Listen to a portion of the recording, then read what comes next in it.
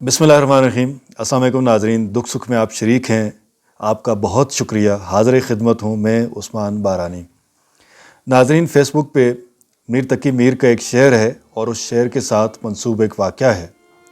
इस वाक़ये की तारीख़ी हैसियत क्या है, ये फ़ैसला मैं तारीख़दानों पे छोड़ता हूँ। मैं फ़िलवक्त इसको एक रवायत के तौर पर लेता हूँ। वाक़या ये है कि मीर तकी मीर ने अपनी बेटी के जहेज़ के लिए अपना घर बेचा था। अपना घर फ़रोख्त करके अपनी बेटी को जहेज़ दिया और उसकी रुख़्सती कर दी। शादी के कुछ दिन बाद उनकी बेटी को ये ख़बर हो गई कि मेरे वालिद ने अपना घर बेच के मेरी रुख़्सती की है और मेरा जहेज़ दिया है।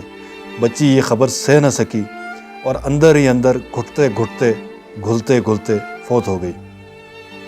मीर तकी मीर अपनी फ़ौतशुदा बच्ची के सराहने पे खड़े होके उन्होंने एक शेर कहा और वो शेर ये था, अब आया देहान ए आराम जान इस नामुरादी में, अब आया देहान ए आराम जान इस नामुरादी में, कफन देना तुम्हें भूले थे हम असबाबे शादी में। यानी हमने तुम्हें सब कुछ दे दिया था, लेकिन अब ख्याल आया कि शायद कफन देना हम भूल गए थे जहेज़ में, और वो भी शामिल कर देना था। नाज़रीन, हमारे मुआशरे में जहेज़ एक ऐसी रस्म है जिसको हम बुरा तो समझते हैं, जिसके ख़िलाफ़ लिखते हैं, जिसके ख़िलाफ़ बात करते हैं, लेकिन देते भी हैं और लेते भी हैं। नाज़रीन, ये एक ऐसा सानिया है, एक ऐसा हादसा है, एक ऐसा अलमिया है जो इस मुआशरे की रग रग में बस चुका है और जिसके हम आदी हो चुके हैं। हम जहेज़ लेते हैं, जहेज़ देते हैं और उसकी नुमाइश भी लगाते हैं। एक ऐसी नुमाइश लगती है जिसमें हमारे सारे अजीज़ और रिश्तेदार बैठते हैं और बेटी वालों की तरफ से दिया हुआ सामान देखते हैं कि क्या क्या दिया, कैसे दिया, सामान क्या है, कपड़े कितने हैं, कितने जोड़े हैं, कौन से ब्रांड के हैं, जूते कितने हैं, किस ब्रांड के हैं, सोफ़े कैसे हैं, ड्रेसिंग टेबल कैसी है, बेड कैसा है, एसी दिया नहीं दिया, एलसीडी दी या नहीं दी। और यकीन कीजिए, इनमें से अक्सर चीज़ें ऐसी होती हैं जिसकी ख्वाहिश तो शायद रखी हो, लेकिन जिसको हसूल उस बच्ची के वालिदैन के लिए कभी ज़िंदगी में मुमकिन नहीं था, जो उन्होंने कभी ज़िंदगी में करीब से शायद देखी भी ना हो, लेकिन वो अपनी बच्ची के लिए उन चीज़ों को दे रहे होते हैं, कर्ज़ लेते हैं और अपने आप को बेच के एक वालिद अपनी बच्ची के जहेज़ के लिए ये चीज़ें पूरी करता है।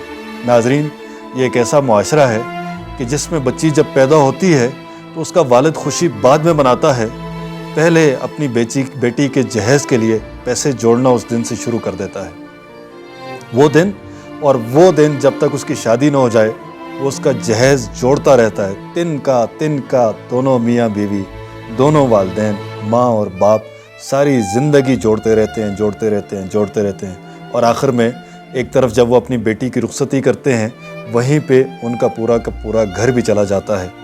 कई वालिदैन, कई वालिद वालदा ऐसी होती हैं कि जिनकी बाकी की ज़िंदगी शायद वो कर्ज़े चुकाते चुकाते गुजर जाती है, जो उन्होंने अपनी बेटियों के जहेज़ के लिए ले रखे होते हैं। नाज़रीन, ये एक ऐसी रस्म है कि जो आज एक एक्सेप्टेबल रिचुअल के तौर पे हमारे मुआशरे में मौजूद है, जिसको हम सब तस्लीम कर चुके हैं, जिसके ऊपर हम सब अमल पैरा हैं।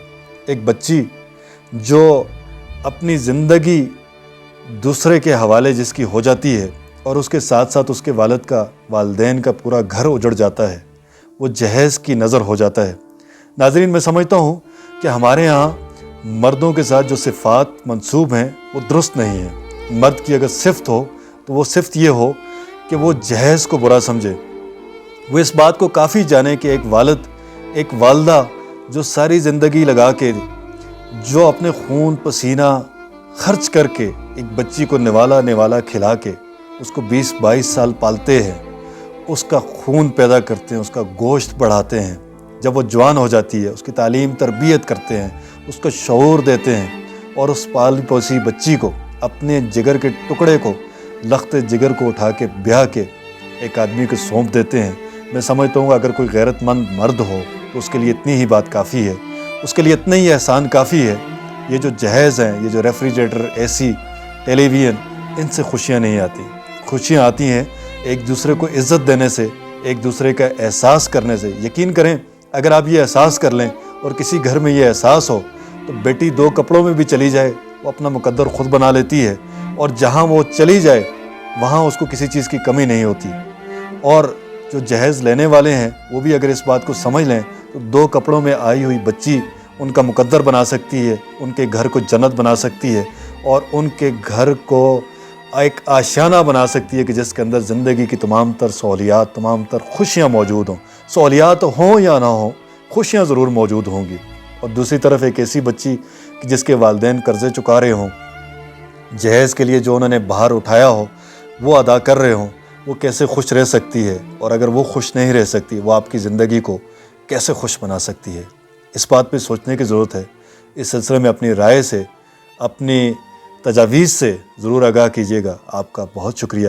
جزاک اللہ خیر۔